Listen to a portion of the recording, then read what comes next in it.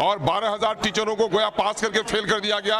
उर्दू के 80,000 टीचरों की जगह खाली है बिहार में, और बिहार में उर्दू टीचरों की बहाली के बारे में हुकूमत संजीदा नहीं है। तो मैं समझता हूं कि बिहार स्टाफ सिलेक्शन कमीशन में बदनवानी हुई है, बदनवानी से इनकार नहीं किया सकता।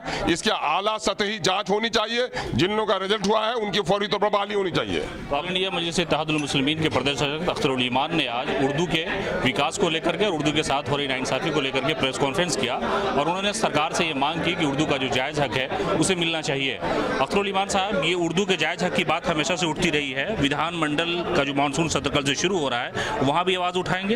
यकीनन वहाँ उठाएंगे। उसके पेशकदमी के तौर पर, पेशखेमा के तौर पर आज आप लोगों को बुला करके हमने ये बात उठाई है कि उर्दू ट्रांसलेटरों के बहाली में बड़ी बदनवानी हो रही है। जिन लोगों का रिजल्ट दिया गया है उनको बहाल नहीं किया जा रहा है। दोबारा काउंसिलिंग किया गया तो उसका आधार क्या था और कट ऑफ मार्क्स क्या था, पहले लिस्ट के लोग छांटे क्यों गए, दूसरे लिस्ट के जो लोग शामिल किए गए हैं उसकी बुनियाद क्या है। ये मैं समझता हूं कि इसमें बड़ा गोलमाल हुआ है। उर्दू टीचरों का मसला है।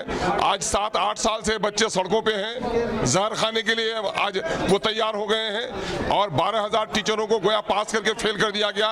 उर्दू के 80,000 टीचरों की जगह खाली है बिहार में, और बिहार में उर्दू टीचरों की बहाली के बारे में हुकूमत संजीदा नहीं है। उर्दू एकेडमी का हाल इसी तरह से रुका हुआ है। उर्दू मसावरती कमेटी का मामला इसी तरह से रुका हुआ है। उर्दू की बस्ती पूरे तौर पर वीरान होकर रह गई है। इस मामले को मैं समझता हूं कि माँ के दूध का जो कर्ज है वही मादरी जबान का भी कर्ज है, और उर्दू की जो आबादी है वो माँ के दूध के कतरों के एहतराम के तौर पर उर्दू की लड़ाई लड़ेगी। उसी का आगाज किया गया है। अगर विधानसभा में आप आक्रामक रुख अपनाएंगे उर्दू के विकास को लेकर के, फिर पिछली बार की तरह मार्शल आपको उठा के बाहर फेंक देंगे? मैं इसकी परवाह नहीं करता कि मार्शल आउट, ये हमारा जो जमहूरी और हमारा आईनी जो हक है, उस हक की लड़ाई के लिए हम हर महाज पे लड़ाई लड़ेंगे। हम तूफानों का मुकाबला करने के लिए तैयार हैं। आंधियों से लड़ने की आदत हमारी रही है। हम किसी से घबराते नहीं हैं। मुख्यमंत्री आवास पे उर्दू कहीं अंकित नहीं है, जबकि वो बोलते हैं कि उर्दू को सबसे ज्यादा विकास हमने दिया और हमने इज्जत दी है। ये बात तो जनाब वजीर आला से आपको पूछना चाहिए कि एक बात कही गई है कि वो बात कहते क्यों हो जो करते नहीं हो। अगर उर्दू से मोहब्बत करते हैं तो क्या होना चाहिए, उनसे सवाल कीजिए।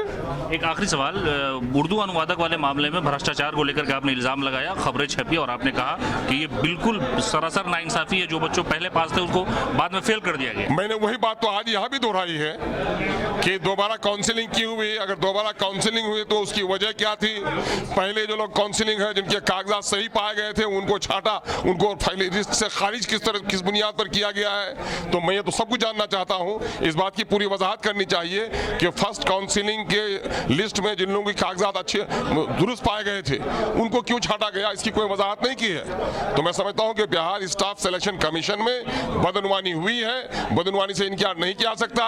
इसके आला सतही जांच होनी चाहिए। जिन लोगों का रिजल्ट हुआ है उनकी फौरी तौर पर बहाली होनी चाहिए। तो आपने सुना कि ऑल इंडिया मजलिस इत्तेहादुल मुस्लिमीन के प्रदेश सचिव अख्तरुल ईमान ने साफ तौर पर कहा कि उर्दू के साथ जो नाइंसाफी हो रही है उसको लेकर के बिहार विधानमंडल के मानसून सत्र में हंगामा किया जाएगा, अपनी बात रखी जाएगी। और उन्होंने कहा कि अगर मार्शल पिछले बार की तरह अगर हमें बाहर भी फेंक देता है बिहार विधानसभा के कैंपस में तो भी हम इस बात के लिए तैयार है, डरने वाले नहीं है। मुख्यमंत्री नीतीश कुमार के सामने सारी बातें रखेंगे। साथ ही साथ उन्होंने कहा कि उर्दू अनुवादक की जो बहाली की प्रक्रिया चल रही है उसमें बिहार स्टाफ सिलेक्शन कमीशन ने यानी कर्मचारी चयन आयोग ने बहुत बड़ा भ्रष्टाचार किया है। जो लोग पहले पास थे उन्हें फेल कर दिया गया और इसकी जांच होनी चाहिए। जो लोग इसमें दोषी उन पर कार्रवाई होनी चाहिए। कैमरामैन गौतम कुमार के साथ Seema Akhtar, news for nation, Patna.